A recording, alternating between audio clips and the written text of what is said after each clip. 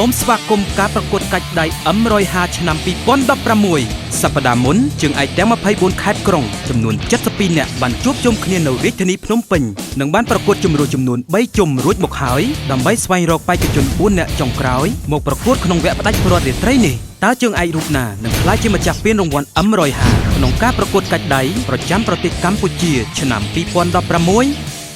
បាទសូមស្វាគមន៍ជាថ្មីមកកាន់ការប្រកួតកាច់ដៃដែលនាំពានរង្វាន់ M150 ប្រចាំប្រទេសកម្ពុជាឆ្នាំ 2016 ចាលោកអ្នកនាងប្រិមិត្តអ្នកគាំទ្រទាំងអស់ជាទីគោរពរាប់អានវគ្គនេះគឺជាវគ្គដ៏សំខាន់ប្រកួតកាច់ដៃពានរង្វាន់ M150 ដូច្នេះសូមស្វាគមន៍ជាមួយនឹងប្រភេទទម្ងន់ស្រាលវគ្គពាក់កណ្ដាលផ្ដាច់ព្រាត់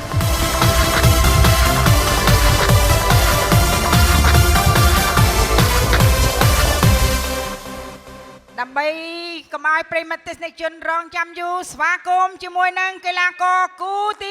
1ប្រភេទទម្ងន់ស្រាលផែនគីណា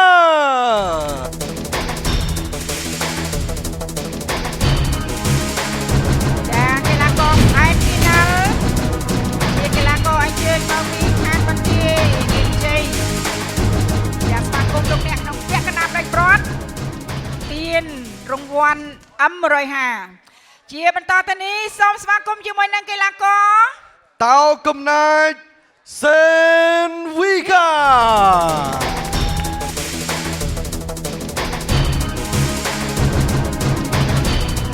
នឹងប្រកួតជាមួយនឹងផែនគីណាលក្នុងវគ្គកណ្ដាលផ្ដាច់ព្រាត់យ៉ាងបានន័យថាអ្នកទាំងពីរក្នុងការប្រកួតរាប់ពីនេះទៅគឺនៅសល់2ប្រកួតម្នាក់ទៀតអ្នកឈ្នះគឺឡើងទៅដណ្ដើមយកជើងឯកហើយអ្នកចាញ់គឺត្រូវប្រកួតដណ្ដើមចំណាត់ថ្នាក់លេខ3អញ្ចឹងលក្ខន្តិកៈកីឡាករក៏បានដឹងហើយតាំងតែពីប្រកួតតាមមណ្ឌលតាំងតែពីប្រកួតជុំទី1ជុំទី2ជុំទី3មកដល់វគ្គពាក់កណ្ដាលផ្ដាច់ព្រាត់នេះដូច្នេះសូមប្រុងប្រយ័ត្នចំពោះការត្រៀមខ្លួនរបស់កីឡាករទាំងសងខាងសូមប្រុងប្រយ័ត្នចំពោះបច្ចេកទេសមួយចំនួនដែលនឹងធ្វើឲ្យយើងចាញ់ដោយមិនអស់ចិត្តបាទចាថវិកា10លានរៀលពានដល់ប្រណិតជាមួយនឹងភេសជ្ជៈ M150 សម្រាប់កីឡាករលេខ1 1 2 3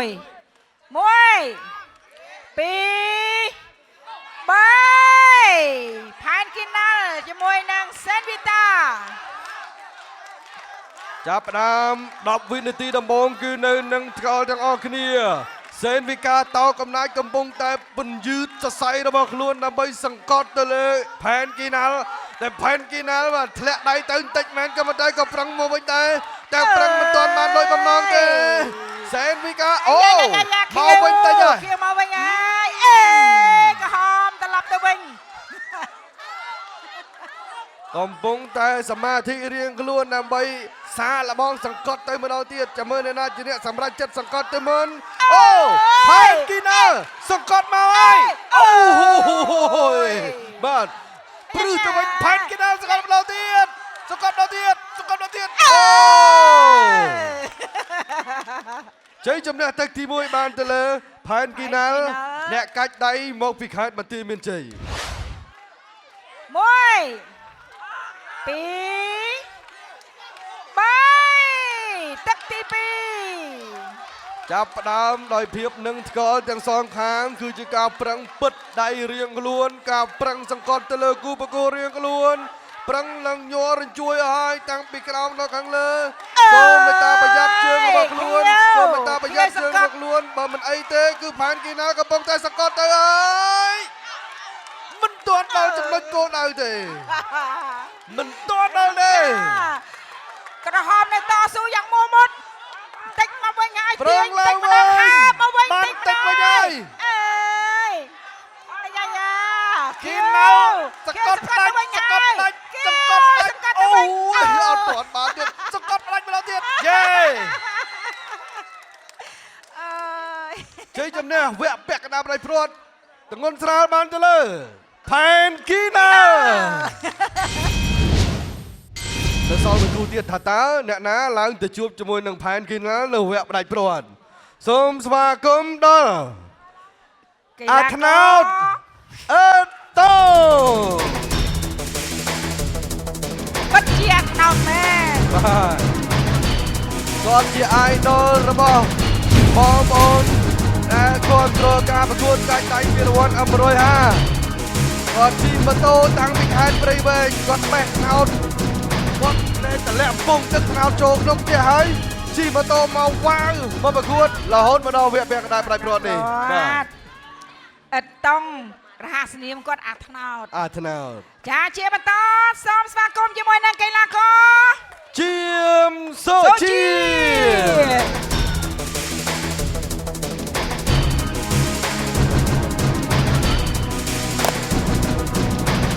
សិតតែកំពូលអ្នកកាច់ដៃអស់ចា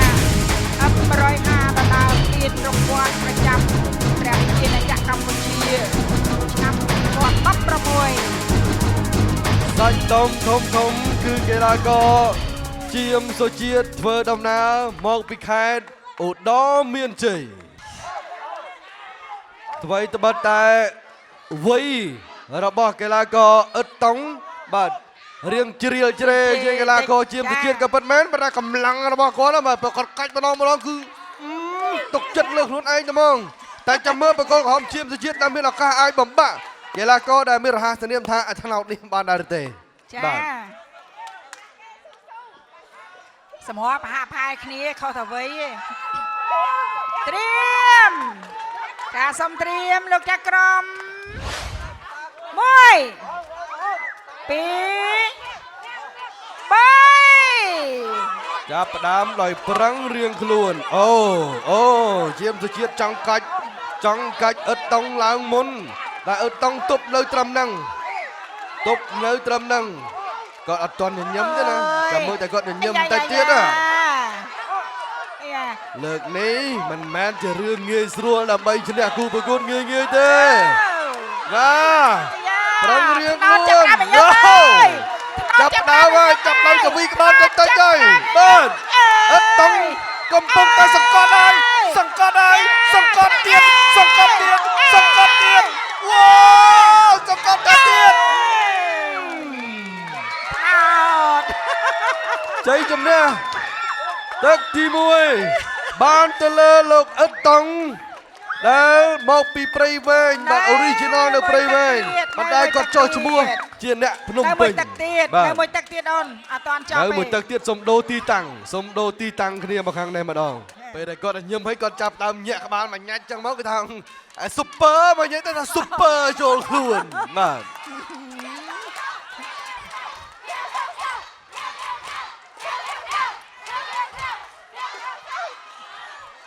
ត្រៀមធ្វើការប្រកួតនៅក្នុងទឹកទី2បើបង្គោលខៀវឈ្នះមួយទឹកនេះទៀតបង្គោលខៀវនឹងឡើងទៅវគ្គផ្ដាច់ព្រាត់បានតែបង្គោលក្រហមព្យាយាមរកជ័យជំនះនៅក្នុងទឹកនេះដែរដើម្បីកាត់កងគ្នានៅក្នុងទឹកទី3ដែលជាទឹកផ្ដាច់ព្រាត់រយៈពេល1នាទីដើម្បីបដូរកណ្ដាប់ដៃក្នុងការកាច់គ្នាទៅវិញទៅមកហូអ្នកទាំងពីរ1 2 3ចាប់ផ្ដើមទឹកទី2 ជាមទឹកចិត្តត្រង់កលែងខ្លួនមែនតើបាទកលែងខ្លួនដើម្បីទាញអ៊ិតតុងដើម្បីទាញអ្នកឡើងថ្នោតអ៊ិតតុងតែអ្នកឡើងថ្នោតអ៊ិតតុងមិនឲ្យទាញទៅទេគាត់ចាប់ដើមញញឹមតិចឲ្យកវីបាល់ទៀតហើយបាទកាច់ចម្រាប់អូ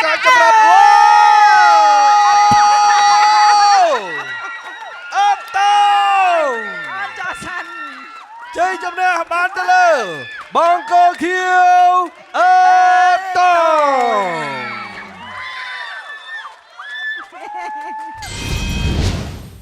ជាបន្ត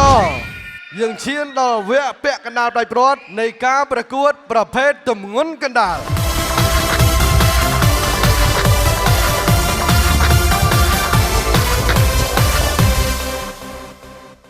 ជាបន្តក៏សូមស្វាគមន៍បេក្ខជនរបស់យើងមកពីខេត្តព្រះសីហនុដួងប៊ុនធា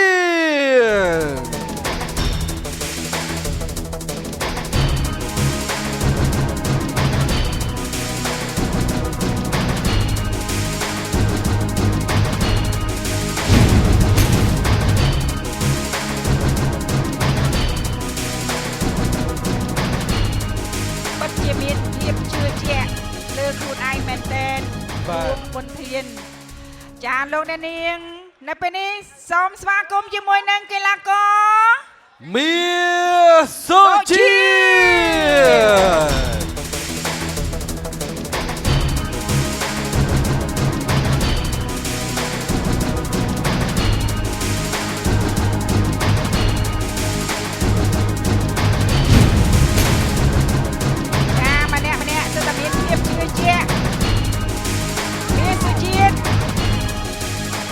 ពោពេញទៅដោយកម្លាំងចិត្តដែលផ្ដល់ពីបងប្អូនអ្នកគាំទ្របង្គោលខៀវដួងប៊ុនធានជាកីឡាករមកពីខេត្តព្រះសីហនុបង្គោលក្រហមមាសសុជាតិជាកីឡាករមកពីខេត្តបន្ទាយមានជ័យពី3ចាប់ផ្ដើមទឹកទី1មានទប់ទេបង្គោលខៀវអត់ទប់ទេថាគាត់ចាប់ព្រៀងគាត់ចាប់ដើមយឹតទៅតែម្ដងអូយត្រូវប្រយ័ត្នបាទត្រូវប្រយ័ត្នកែងដៃរបស់ខ្លួនឯងដែរត្រូវប្រយ័ត្នកែងដៃរបស់ខ្លួនឯងដែរប្រយ័ត្នហើបបាទបង្គោលក្រហមកំពុងតែសង្កត់ទៅហើយមាសសុផាតកំពុងតែសង្កត់ទៅហើយមាសសុផាតសង្កត់ទៅថែមទៀតដួងប៊ុនធានប្រឹងរើអូយរើមិនរួចទេជ័យជំនះនៅក្នុងទឹកទី1គឺកីឡាករមាសសុផាតបង្គោលក្រហមបាទមកពីខេត្តបន្ទាយមានជ័យ450គីឡូពីទីក្រុងភ្នំពេញមាសសុផាតស្វែងរកជ័យជំនះក្នុងទឹកទី1របស់ខ្លួនបានត្រៀមធ្វើការប្រកួតនៅក្នុងទឹកទី2សូមអរទាំងអស់គ្នាមួយមក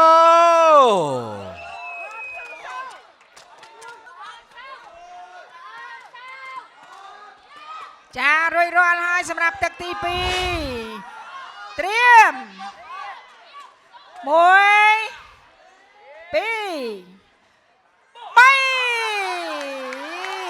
គ្រាន់តែចាប់ផ្ដើមឡើងគ្រាន់តែ3ភ្លាមគឺកីឡាករបង្គោលខៀវ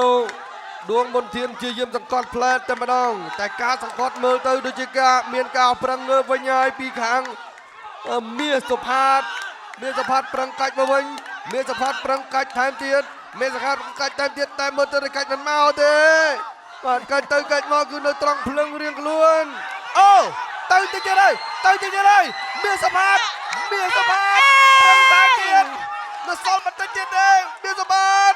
អូយបាទទៅសល់នៅតស៊ូហំកលមកវិញប្រឹងមកវិញឈប់បាទជ័យជំនះបានរកឃើញហើយអញ្ញាកណ្ដាលបានបញ្ឈប់ដោយសារតែសង្កត់ដល់គោលដៅរបស់ខ្លួនបានទៅលើបង្គោលក្រហមមាសសុផាតរហស្សនាមតាំងតោប៉ាជេយើងនៅរងចាំ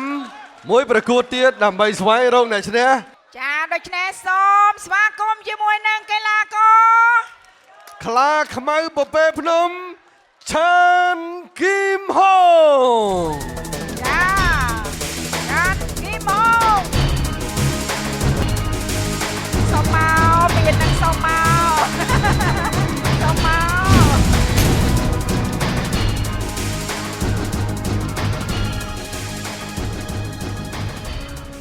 អំបញ្ញមិញគឺគាត់ថាពៀននេះគឺខ្ញុំ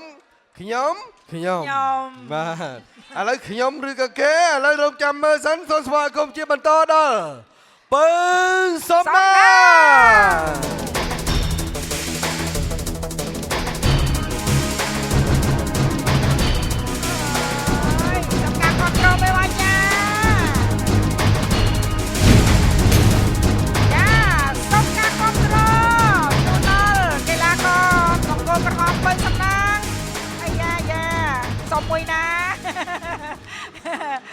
សុំមួយណាដែរ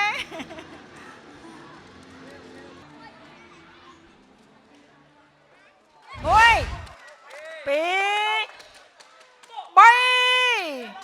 3ចា កំប៉ឹង អូបាទ មូលហេតុក្រហមគាត់យកដងខ្លួនពឹងទៅនឹងតុក អូហូអញ្ចឹងឈ្នះបានមកទឹកហើយបាទសម្រាប់បកគោលខៀវបាទដោយសារតែបកគោលក្រហមគាត់យកដងខ្លួនទទួលនឹងតុក ពឹងនឹងតុក បាទ ចាសុំត្រៀម1 2 3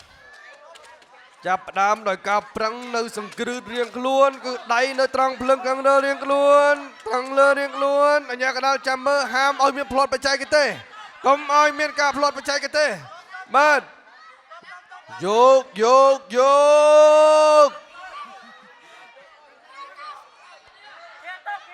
យ៉ាងណាក៏មិនរង្គើ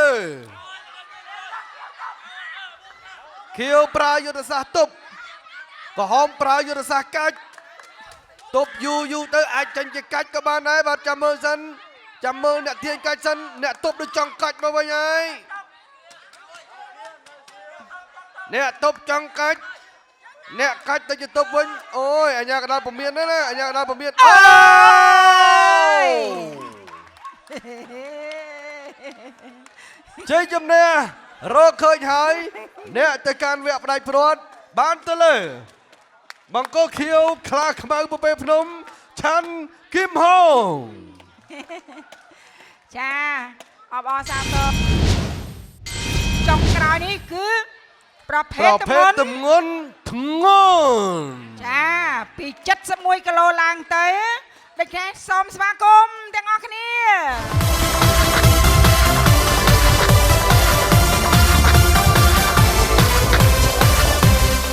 ជាបន្តក៏សូមស្វាគមន៍ដល់បេក្ខជនវគ្គពាក់កណ្ដាលផ្ដាច់ព្រាត់គូទី1ដល់បង្គោលខៀវរឿងសារ៉េ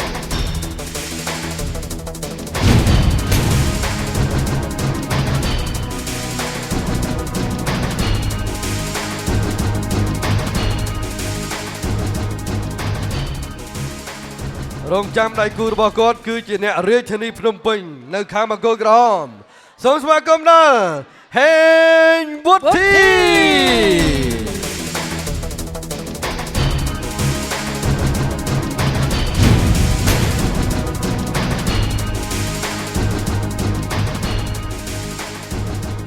បាទគាត់ជួដៃឲ្យដៃគូរបស់ខ្លួនធ្វើម៉េចចាប់ឲ្យ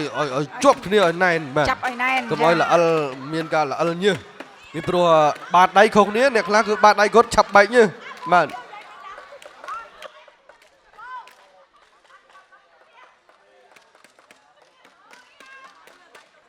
សូមត្រៀ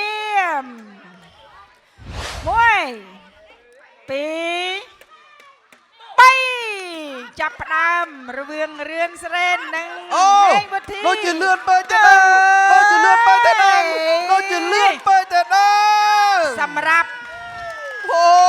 សម្រាប់ហេងវុធីនេះហេងវុធីឈ្នះទឹកទី1លឿនមែនតើបាទគាត់កាច់សម្រុតយកទៅតែម្ដងតាំងពីការប្រកួតមកគឺមិនដែលដល់ទឹកទេបាទមិនដែលដល់ទឹកទេបើនិយាយទៅគឺថាមិនបាច់ស្ទង់មិនបាច់ស្មានគឺច្រានទៅតែម្ដងបាទ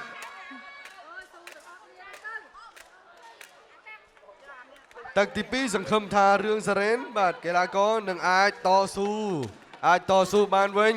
សង្ឃឹមថាអញ្ចឹងតែអាស្រ័យទៅលើជាក់ស្ដែងបាទថាតើកម្លាំងរបស់កីឡាករហេងវុធីនៅមានមហាសាលដូចឆ្នៃទៀតឬក៏អត់ចាពិតជាធម្មពលដ៏អស្ចារ្យកម្លាំងមហាសាល The world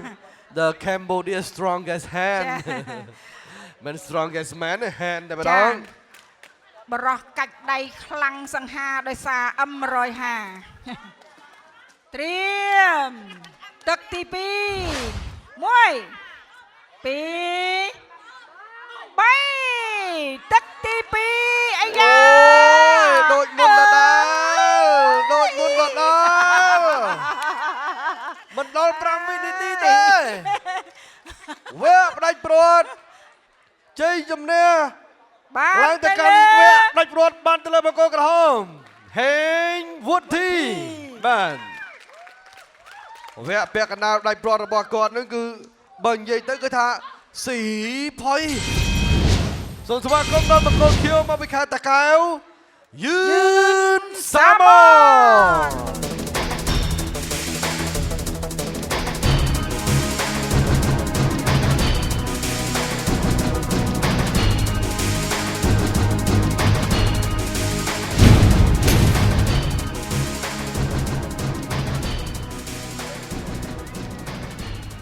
ចាស្វាគមន៍ជាថ្មី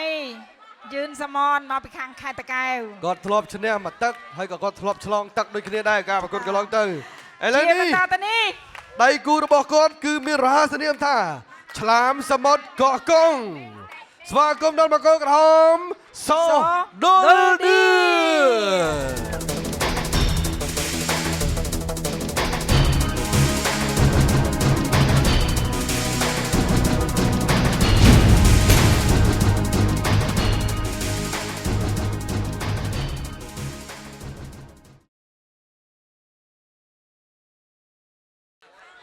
លោកអញ្ញាកណ្ដាលកំពុងតែរៀបរយទឹកទី1ចាចាសូមត្រៀមប្រុងព្រៀបប្រកួត1 2 3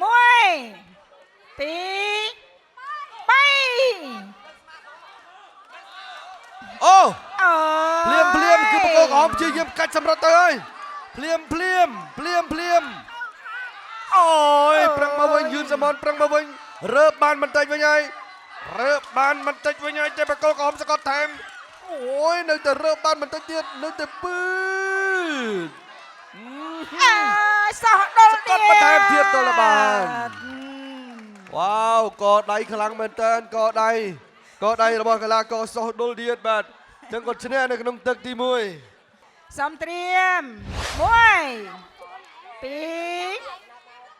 3ចាប់ផ្ដើមទឹកទី2 អូដុលឌៀតកាច់ផ្ដាច់យកតែម្ដងវ៉ាវពីទឹកជាការស្រេចឡើងទៅជួបហេងវុធីជ័យជំនះវគ្គកណ្ដាប់ដៃព្រាត់បានទៅលើបង្គោលក្រហមសូះដុលឌៀត ចាលោកអ្នកនាងជាទីគោរពរាប់អានដូច្នេះសូមរងចាំតាមដានទស្សនាវគ្គផ្ដាច់ព្រាត់ជាបន្តទៀត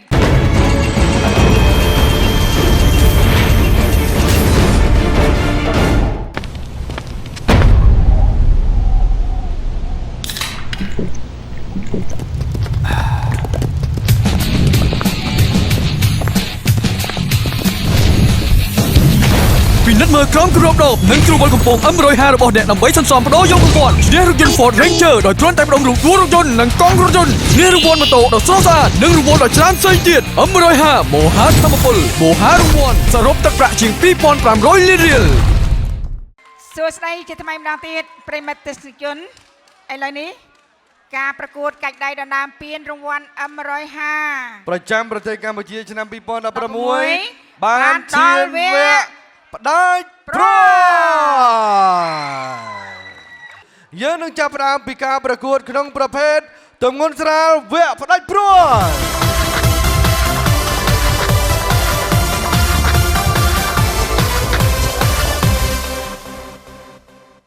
មុននឹងដល់ការប្រកួតម្ដងទៀតនេះក៏សូមជម្រាបជូនពីលក្ខន្តិកៈនៅក្នុងវគ្គផ្ដាច់ព្រាត់នេះចុងក្រោយផងដែរ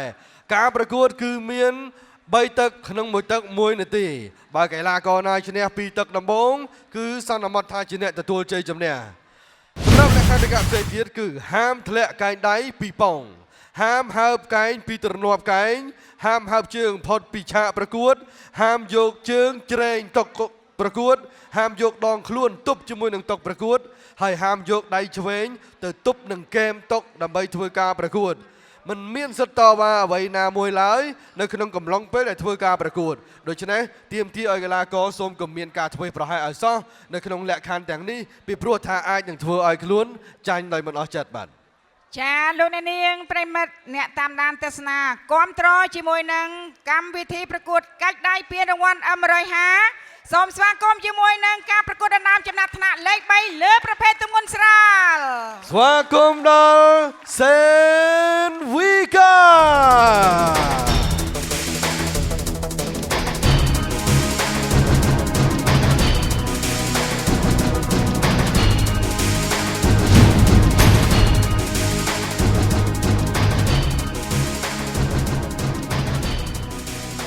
បាទ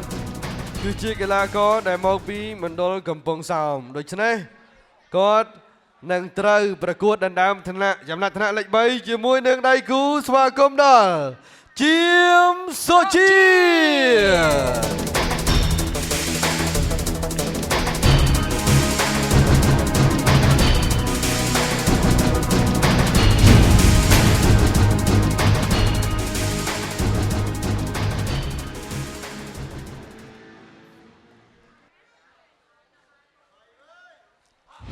ត្រៀម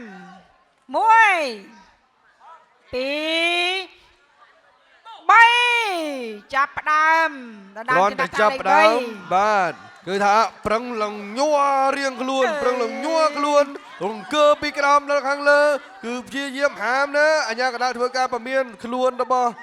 កីឡាករត្រូវតែឃ្លាតឲ្យឆ្ងាយពីហ្គេមតុកបាទមិនតាន់មានការកាច់មានព្រៀបគ្នានៅឡើយទេគឺនៅត្រង់ឡើងទៅខាងលើប្រឹងរៀងខ្លួនមើលទៅខាងបកគោលគៀដូចជាចង់ទាញឲ្យបានខ្លាំងជាងតែការទាញដូចជាទាញមិនទៅទេបង្គោលគៀសេនវិកាបាទជាយាមយឹតទៅហើយអូយកាច់មកវិញពីជាមសុជាតិកាច់មកវិញហើយល្អណាស់ជ័យជំនះក្នុងទឹកទី1បានទៅលើជាមសុជាតិបាទយើងបន្តមកដល់ទឹកទី2 1 2 3អូយចាប់ភ្លាមកាច់ផ្លែតតែម្ដងមកជាមសុជាតិកាច់អត់ទៅទេបាទកម្លាំងដៃរបស់សេនវិកាគឺនៅមានដើម្បីទប់ទល់បាទអូប្រឹងលឹងញ័រអូយមិនទៅទេប្រឹងស្រែករៀងខ្លួនមកប្រឹងទាត់តែផ្លាត់សម្លេងមកក្រៅរៀងខ្លួនវ៉ាវកំពូលអ្នកកាច់ដៃ M100A នៅទីនេះកំពូលអ្នកកាច់ដៃដើម្បីដណ្ដើមចំណាត់ថ្នាក់លេខ3មិនទាន់អីទេនៅញញឹមបានទាញអូហូយអបអូសាទរចំណាត់ថ្នាក់លេខ3នៅក្នុងការប្រកួតប្រភេទទម្ងន់ស្រាលបានទៅលើបង្គោលក្រហមជាមសុជាតិមកពីខេត្តឧត្តរមានជ័យបានផ្ដួលត្រឹមតែ2ទឹកទៅលើអ្នកកាច់ដៃមកពីកំពង់សោមឥឡូវនេះកុំឲ្យខាតពេលសូមជួបជាមួយនឹងការប្រកួតផ្ដាច់ព្រាត់ដណ្ដើមចំណាត់ថ្នាក់លេខ1ដល់បង្គោលខៀវមកពីខេត្តបន្ទាយមានជ័យផានគីណា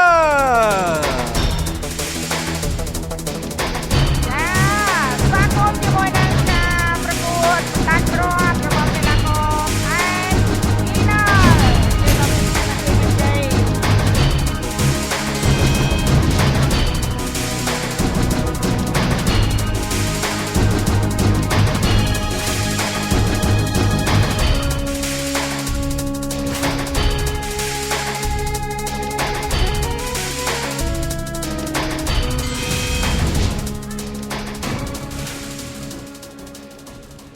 ជំរាបសួរគីណាល់ហើយដៃគូរបស់គេរហ័សនាមថាអាត្នោតមកពីរាជធានីភ្នំពេញអឺតូ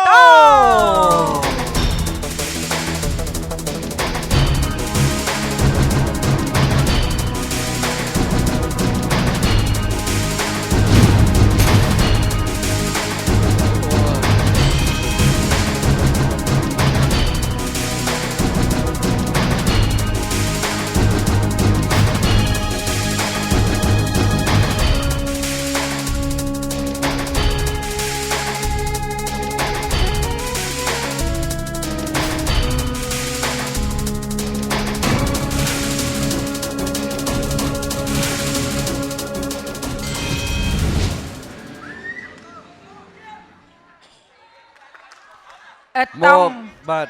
មិនមែនត្រឹមតែរហ័សនាមអាថ្នោតទេបាទបរោះថ្ពាល់ខួចថ្មិញមាសញញឹមស្រស់បរោះថ្ពាល់ខូចញញឹមស្រស់កាច់ដៃមិនចេះសបូនបាទគឺថាផ្ការីកគ្រប់ប្រកួតតែម្ដងគឺលោកអត់តង់នេះហើយបាទត្រៀម1 2 3 នៅនឹងថ្កល់នៅនឹងថ្កល់នៅនឹងថ្កល់ផែនគីណាកំពុងតែប្រមូលសមាធិក៏ប៉ុន្តែអ៊ិតតុងដូចជាលួចឆ្មក់តម្រេតបានបន្តិចហើយតម្រេតបានបន្តិចទៀតហើយតែផែនគីណានៅទប់មិនឲ្យទៅទៀតទេគីណានៅទប់មិនឲ្យទៅទៀតតែយ៉ាងណាក៏នៅតែត្រូវអូយសង្កត់ជាបន្តសកាត់ទេលើកមកវិញមកបន្តិចខៀវទាញមកវិញអត់តុងសកត់ថាអត់តុងសកត់ថាចាប់តាមញឹមទៀតហើយគីណាប្រឹងរើចាគីណាប្រឹងរើអូយឈប់បន្តិចសិនជ័យជំនះបានទៅលើអត់តុងនៅក្នុងទឹកទី1បាទប្រិមត្តទេសនិកជនគាត់ឆ្ងល់ថាអត់តដល់ហើយឲ្យឈ្នះដល់ទឹកបាទចាដល់ទឹកហើយក្រហមគាត់មានព្រៀបបង្គោលក្រហមគឺអត់តុងបង្គោលខៀវគឺផែនគីណាបាទ2 3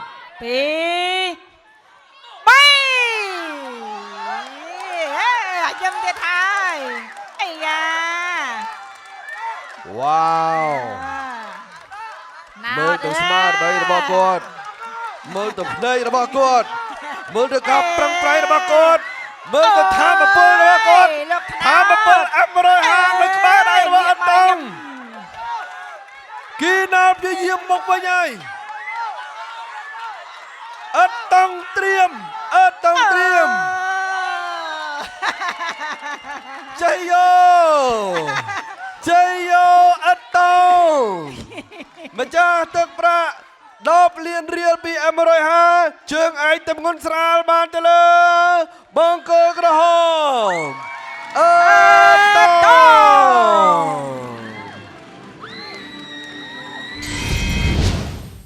យើងនឹងបន្តរំភើបញាប់ញ័រជាមួយគ្នាបន្តទៀតនៅក្នុង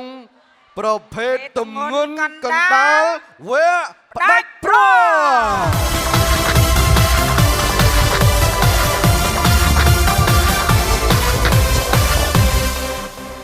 ជាបន្តក៏សូមស្វាគមន៍បេក្ខភាពដណ្ដើមចំណាត់ថ្នាក់លេខ3មកពីខេត្តព្រះសីហនុ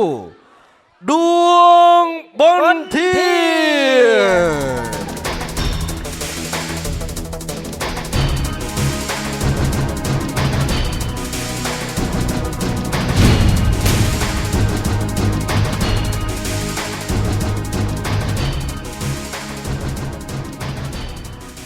ចំណែកគូប្រកួតរបស់គេពើសំណា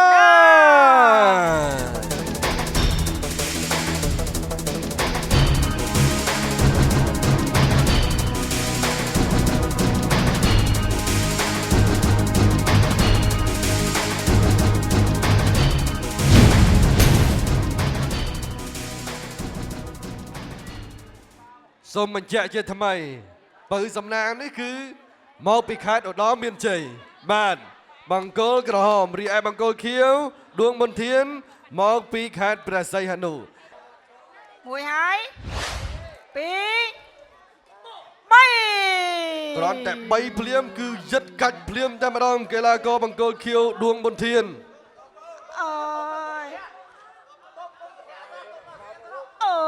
ជាយើងកាច់ឲ្យកាច់ទៀត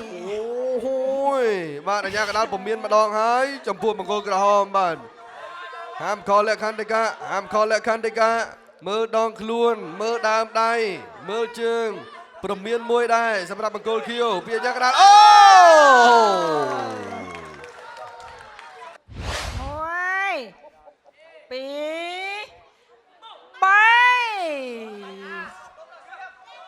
3ភ្លាមគឺបង្គោលខៀវតែងតែចាប់ផ្ដើមសង្កត់មុនបាទទៅលើបង្គោលក្រហមអញ្ចឹងក្រហមទប់សានអូយមើលសរសៃរបស់គាត់បានឡើងព្រាតឡើងតាំងពីដើមដៃរហូតដល់កដៃកំពុងតែមានព្រាបក្នុងទឹកទី2បាទជាយាមសង្កត់ទៅថែមទៀតរបស់កីឡាករដួងមន្ធានជាយាមសង្កត់ពៅសំណាងក៏គោះឡើងទៅអូយពៅសំណាងចង់ទាញផ្ដាច់តែមិនទាន់ទៅណារួចទេទាញភាសាទៀតវ៉ា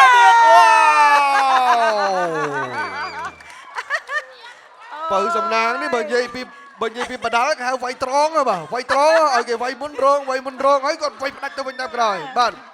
Ở bò sa tô đòi chơi là phi lệch bay khi nông bà phải tầm ngôn cái ná bán tới lên. Băng cô cái hòm bưng sầm nàng. Sầm nàng cha. Một bị khai ở đó miên chì. Xôm xoa công ca mặc đó ra bỏ bayกับhiệp rạch bọt một bị khai bằng chơi miên chì. Mia Sopan.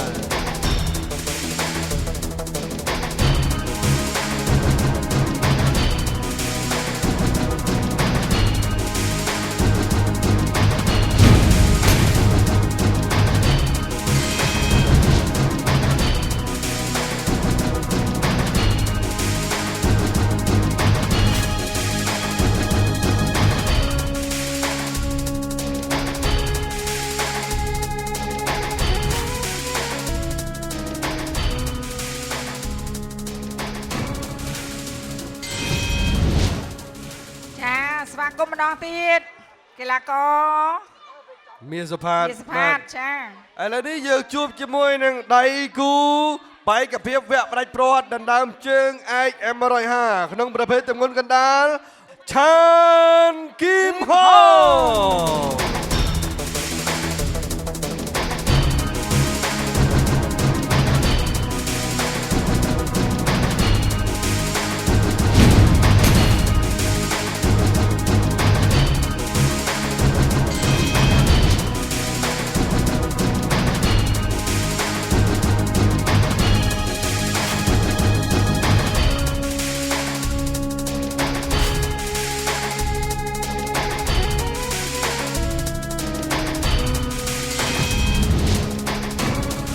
បាទតម្រាំតែមកដល់វគ្គនេះគឺនឿយខ្លាំងណាស់តែនឿយពោពេញទៅដោយធម៌ពលលើដៃស្ដាំរៀងខ្លួន ចាត្រៀម1 2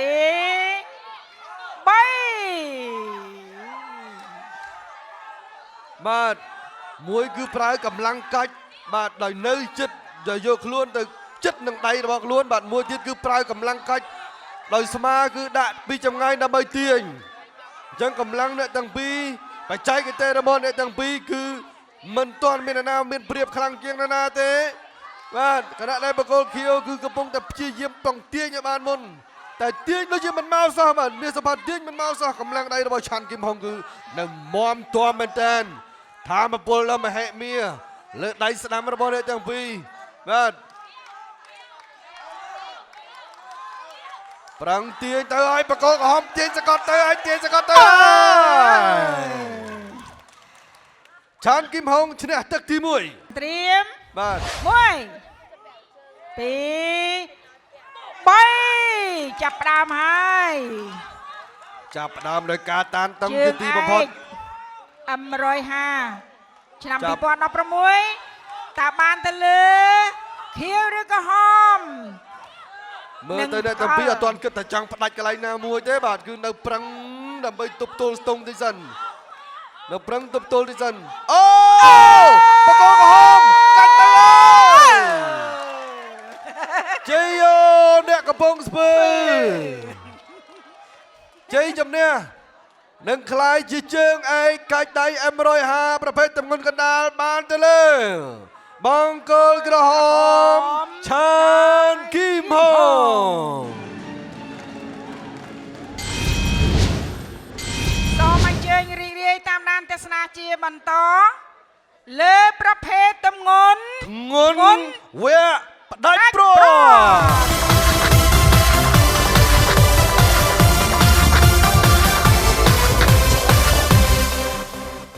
សូមស្វាគមន៍ដល់បេក្ខភាពដណ្ដើមចំណាត់ថ្នាក់លេខ3បង្គោលខៀវរឿនសារ៉េ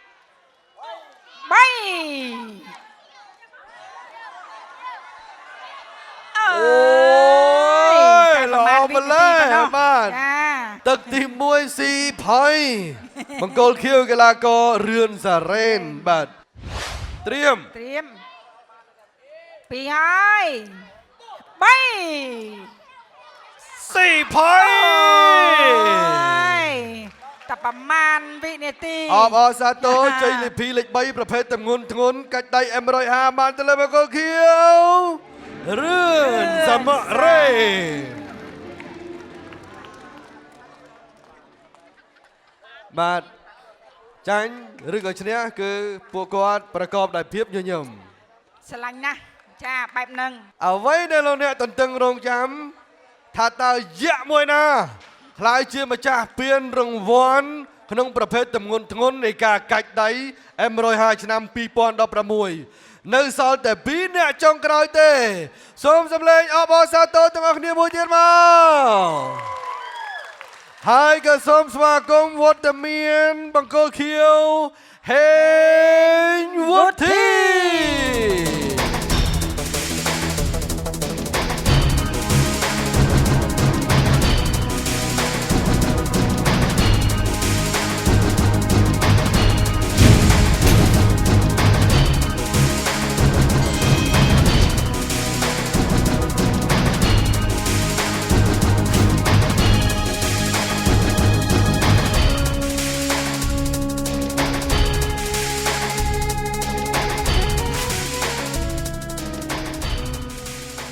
គូប្រកួតរបស់ហេងវុធីបង្គោលក្រហមក៏សូមស្វាគមន៍វត្តមានរបស់កីឡាករសដូលឌី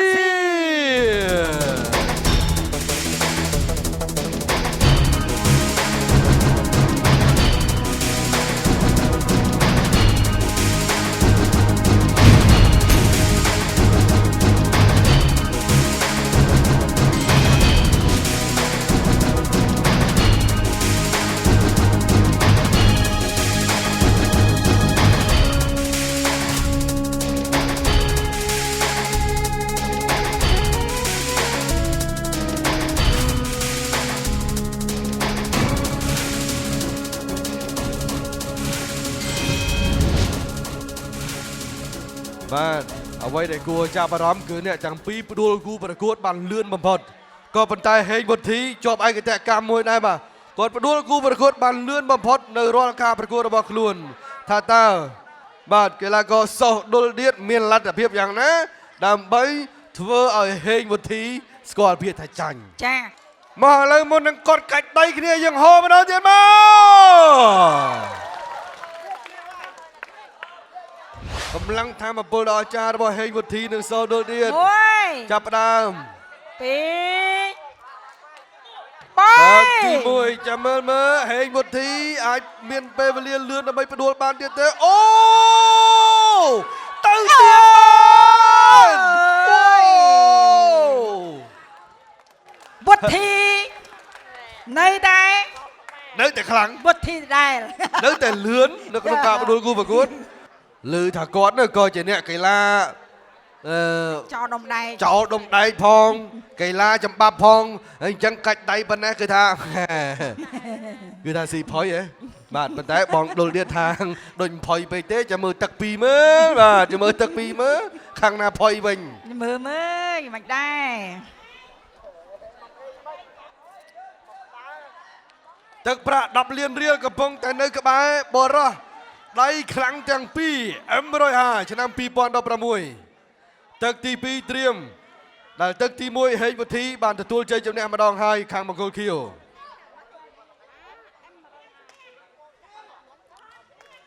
ចាស្រស់ស្រួលហើយត្រៀម1 2 3ទឹកទី2ចាប់ដើមស៊ីផយជ័យអូហេងវុធីខ្លាយជាជើងឯកកាច់ដៃ M150 ប្រភេទទម្ងន់ធ្ងន់វែផ្ដាច់ព្រាត់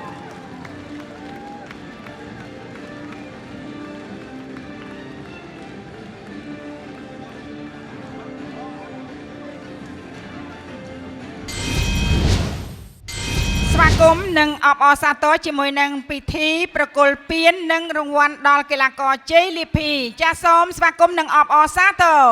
សូមអនុញ្ញាតក្រុមអញ្ជើញ Mr. Thiraphun ចាដែលជាតំណាងរោងចក្រ M150 ប្រចាំប្រទេសថៃក៏ដូចជាសូមអនុញ្ញាតក្រុមអញ្ជើញលោកសុកច័ន្ទយាដែលជានាយកផ្នែកលក់ M150 ប្រចាំប្រទេសកម្ពុជាសូមលោកទាំងពីរចាអញ្ជើញមកលើវេទិកាដើម្បីប្រគល់រង្វាន់ដល់កីឡាករជ័យលាភីចាសូមគ្រប់អញ្ជើញជាដំបូងនេះសូមអញ្ជើញកីឡាករដែលបានត្រឹមតែចំណាត់ថ្នាក់លេខ4ប្រភេទទម្ងន់ធ្ងន់បាទប្រភេទទម្ងន់កណ្ដាលហើយនឹងប្រភេទទម្ងន់ស្រាលដែលពួកគាត់បានឈ្នះនៅក្នុងការប្រកួតវគ្គផ្ដាច់ព្រាត់កន្លងទៅលោកអ្នកនាងប្រិមិត្តទស្សនិកជនជាទីគោរពរាប់អានជាបន្តទៅនេះសូមអបអរសាទរជាមួយនឹងពិធីប្រគល់ពានរង្វាន់លើប្រភេទទម្ងន់ស្រាលបាទ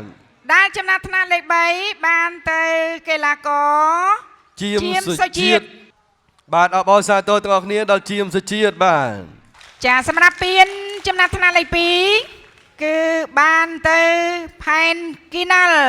អ្នកបន្ទាយមានជ័យទាំងពីរគឺគាត់អាចធ្វើបានលេខ3និងលេខ2ក្នុងការប្រកួតនេះលោកអ្នកនាងប្រិមិត្តទស្សនិកជនជាទីគោរពរាប់អានសូមអបអរសាទរម្ចាស់ពានរង្វាន់ការប្រកួតកាច់ដៃភេសជ្ជៈ M150 ប្រចាំប្រទេសកម្ពុជាឆ្នាំ2016ប្រភេទទម្ងន់ស្រាលឥតតង់នៅរាជធានីភ្នំពេញ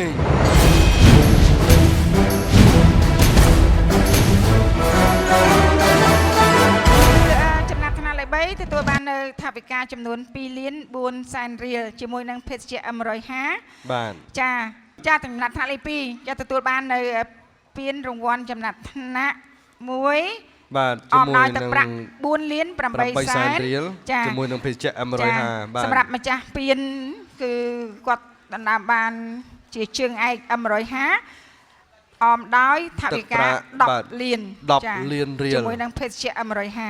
បាទជាបន្តទៅទៀតនេះចូលដល់ការប្រគល់នៅរង្វាន់ទម្ងន់កណ្ដាលបាទសូមអញ្ជើញពានរង្វាន់លេខ3គឺពៅសំណាងជាអ្នកដែលខំប្រឹងប្រែងមកពីខេត្តឧត្តរមានជ័យចំណាត់ថ្នាក់លេខ2គឺមាសសុផាតបាទមកពីខេត្តបន្ទាយមានជ័យបាទមាសសុផាតអញ្ចឹងម្ចាស់ពានរង្វាន់ការប្រកួតកាត់ដៃភេសជ្ជៈ M150 ប្រចាំប្រទេសកម្ពុជា2016ប្រភេទទម្ងន់កណ្ដាលនេះគឺឆាន់គីមហុងមកពីមណ្ឌលគិរី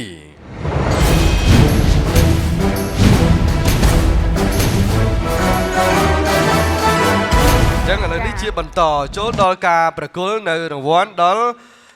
ប្រភេទទម្ងន់ធ្ងន់បាទនេះគឺជាការផ្ដល់ជូននៅបេក្ខភាពលេខ3គឺរឿនសារ៉េមមកពីខេត្តកណ្ដាលអបអរសាទរចំណាត់ថ្នាក់លេខ2កីឡាករសដុលឌៀតអញ្ជើញមកពីខេត្តកោះកុងម្ចាស់ពានរង្វាន់ការប្រកួតកាច់ដៃភេសជ្ជៈ M150 ប្រចាំប្រទេសកម្ពុជាឆ្នាំ2016ប្រភេទទម្ងន់ធ្ងន់ហេងវុធីអបអរសាទរ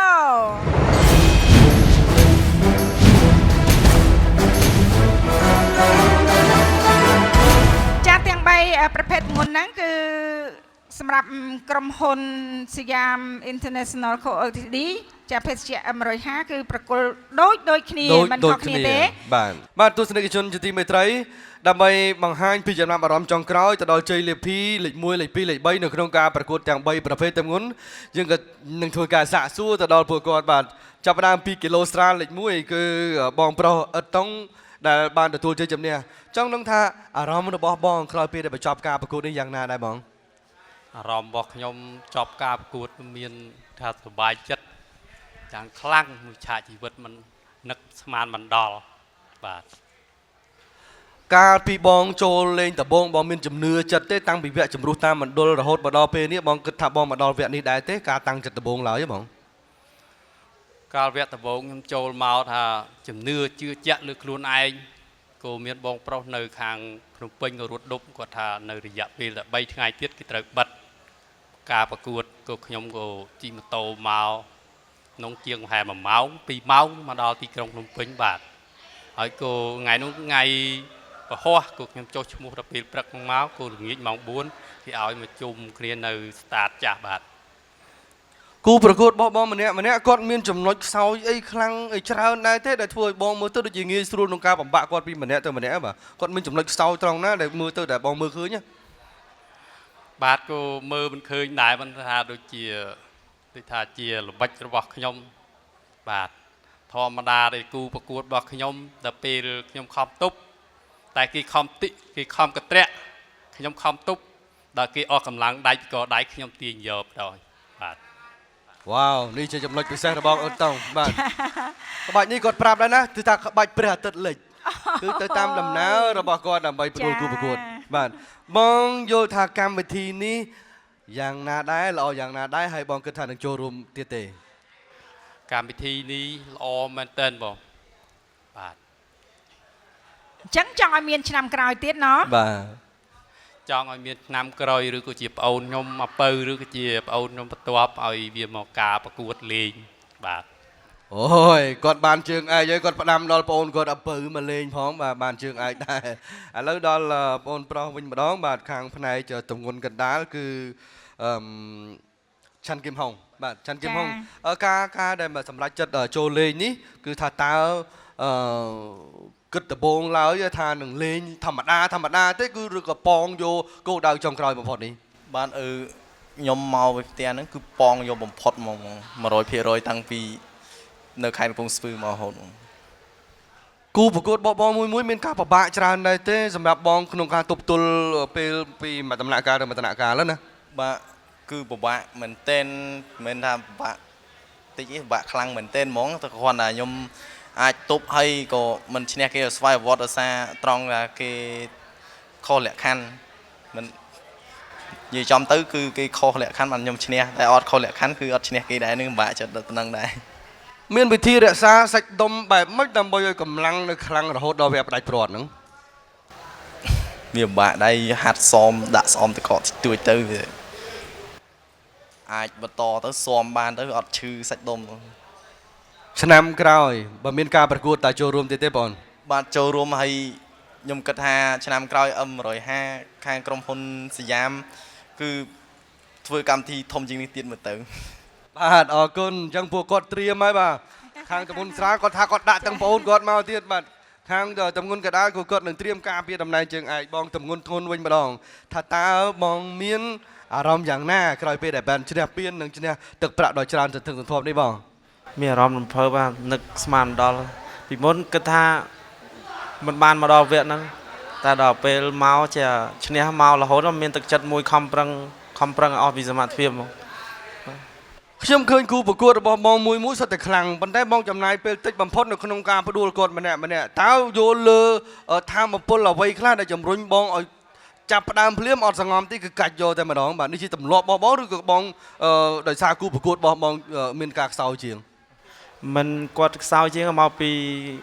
មុននឹងខ្ញុំនេះក៏ស្ទង់ទឹកដៃក៏ដែរអាចតែខ្ញុំកាច់ផ្ដាច់បានអត់តែខ្ញុំស្ទង់បើគាត់កាច់ខ្ញុំតែបន្តិចតែអត់មកខ្ញុំផ្ដាច់យកហ្មងព្រោះខ្ញុំដឹងថាខ្ញុំស៊ីគាត់បានណាអញ្ចឹងអត់ឲ្យយូរទេទុកកម្លាំងប្រកួតមួយដៃគូក្រោយទៀតវ៉ាវបាទ នេះជាការបញ្ជាក់ដ៏ច្បាស់ពីអ្នកកីឡារបស់យើងគាត់មិនត្រឹមតែជាអ្នកកាច់ដៃទេបាទគាត់ជាអ្នកចម្បាប់ហើយក៏ជាអ្នកចោលដុំដៃដ៏ឆ្នើមរបស់កម្ពុជាទៀតផងសង្ឃឹមថាបងនឹងបានចូលរួមលេងនៅឆ្នាំក្រោយទៀតណា បាទខ្ញុំឆ្នាំក្រោយខ្ញុំប្រឹងឲ្យខ្លាំងជាងនឹងទៀតដើម្បីលើកពានឆ្នាំក្រោយទៀត អញ្ចឹងការប្រកួតដែលរៀបចំឡើងដោយ M150 នៅក្នុងការជ្រើសរើសជើងឯកប្រចាំឆ្នាំ 2016 បាទនៅក្នុងពេលនេះគឺយើងបានឃើញនៅការប្រឹងប្រែងរបស់ពួកគាត់គឺរាប់រយនាក់មិនមែនមានតែប៉ុណ្ណេះទេរាប់រយនាក់ដែលពួកគាត់បានព្យាយាមបំពេញនៅបេសកកម្មក្នុងការប្រើកម្លាំងដៃកាច់រហូតដល់ទទួលបានជ័យលាភីដែលបន្សល់ទុកនៅអនុស្សាវរីយ៍សម្រាប់ឆ្នាំ 2016 នេះហើយសង្ឃឹមថានឹងមានការប្រកួតជាបន្តបន្ទាប់នៅឆ្នាំបន្តដែលរៀបចំឡើងដោយបេសកកម្ម M150 សង្ឃឹមថាបងប្អូនប្រជាជនកម្ពុជាដែលជឿជាក់លើដៃខ្លួនឯងនឹងបានមកចូលលេងដើម្បីសាងនៅស្នាដៃជូនខ្លួនឯងដែលខំប្រឹងក្នុងការចូលរួមការប្រកួតនេះកម្មវិធីកាច់ដៃដណ្ដើមពានរង្វាន់ M150 ជើងឯកប្រចាំប្រទេសកម្ពុជាឆ្នាំ 2016 ក៏សន្មតថាឈានចូលដល់ទីបញ្ចប់សូមថ្លែងអំណរគុណដល់កីឡាករដែលបានចូលរួមសូមថ្លែងអំណរគុណដល់ក្រុមការងារទាំងអស់ដែលបានរៀបចំការងារយ៉ាងរលូនសូមថ្លែងអំណរគុណដល់ទស្សនិកជនដែលបានតាមដានទស្សនាតាំងពីដើមរហូតដល់ចប់យើងជួបគ្នានៅក្នុងការប្រកួតកាច់ដៃ M150 នាឆ្នាំក្រោយៗទៀតបាទសូមជម្រាបលា